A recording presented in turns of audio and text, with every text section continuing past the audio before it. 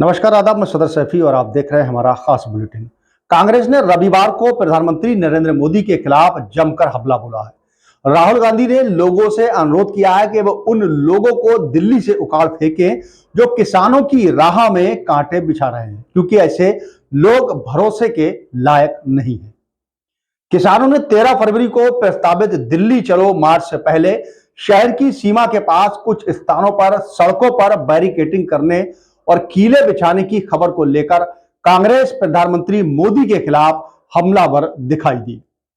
दिल्ली को राष्ट्रीय राजधानी में मार्च करने से रोकने के लिए सड़कों पर बिछाई गई कीलों और बैरिकेडिंग लगाए जाने का एक वीडियो एक्स पर भी साझा करते हुए कांग्रेस महासचिव प्रियंका गांधी वाड्रा ने भी सरकार पर निशाना साधा और पूछा कि किसानों के साथ इस तरह का व्यवहार आखिर भाजपा क्यों कर रहा है। एक्स पर हिंदी में किए गए पोस्ट में राहुल गांधी ने कहा कि मोदी जो दिन रात झूठ की खेती करते हैं, उन्होंने पिछले 10 वर्षों में किसानों के साथ केवल धोखा दिया है। उनकी आय दुगनी करने का वादा करके मोदी ने किसानों को न्यूनतम समर्थन मूल्य यानी एमएसपी पाने के लिए भी संघर्ष कराया है।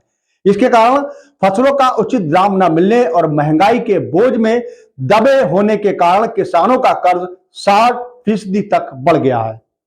वहीं उन्होंने कहा कि इसका नतीजा यह हुआ कि हर दिन करीब 30 किसानों की जान जाती है। राहुल गांधी ने जिसकी यूनिक सेलिंग पॉइंट यूएस यानी पहचान धोखेबाजी हो, वह एमएसपी के नाम पर किसानों के साथ राजनीति क्या कर सकता है, इन शब्दों को फिर दोहराया। वहीं राहुल गांधी ने कहा कि जो लोग किसानों की राह में कीले बिछाते हैं वे भरोसे के लायक नहीं है, उन्हें दिल्ली से उखाड़ फेंकिए। कांग्रेस किसानों को न्याय और लाभ दिलाएगी। एक अधिकारी ने यहां तक बताया कि 13 फरवरी को किसानों के प्रस्तावित मार्च के मद्देनजर रविवार को दिल्ली के उत्तर पूर्वी जिले में दंड प्रक्रिया सहायता आचार संहिता यानी धारा 144 के तहत विशेषज्ञता लागू कर दी गई है, जो बड़ी सभाओं पर भी रोक लगाती है। लगभग 200 किसान संघों द्वारा आयोजित प्रदर्शन के तहत उत्तर प्रदेश, हरियाणा और पंजाब से बड़ी संख्या में मंगलवार को राष्ट्रीय राजधानी की ओर से मार्च करने की किसानों की उम्मीद है।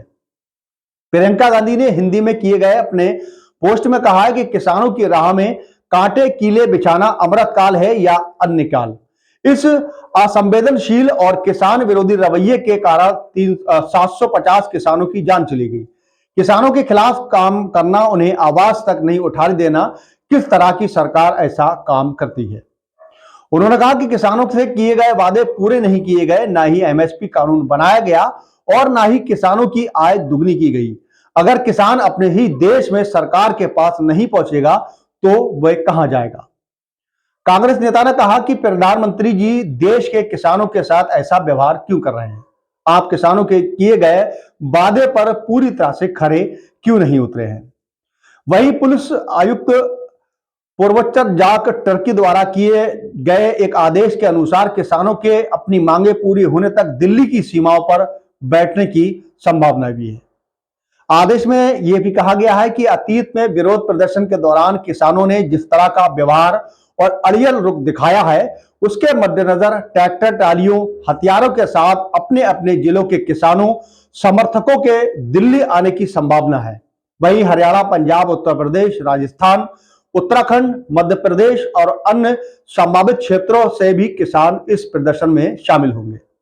कई अन्य संघों जिसमें ज्यादातर उत्तर प्रदेश, हरियाणा और पंजाब से हैं और ना ही उपज के लिए एमएसपी की गारंटी देने वाला कानून बनाने की मांग को लेकर 13 फरवरी को दिल्ली चलो मार्च का अभियान किया है।